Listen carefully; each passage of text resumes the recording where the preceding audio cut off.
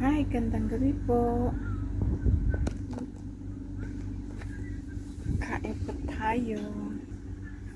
So, ayan po yung dinner ko po ngayon. Boiled na choy sam at may kanin tayo dyan. At ang ating leftover kahapon na adobong pinatoyo. Siyempre po may egg po tayo dyan. At ang ating boiled na eggplants. So, yan po yung hapunan ko ngayon. Kay grandpa po ay steam na lapu-lapu. Steam na lapu-lapu at gulay po kay grandpa. So, ganito lang po yung pagkain ko.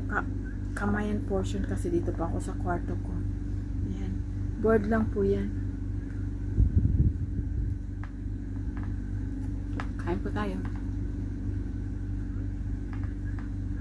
Adobo.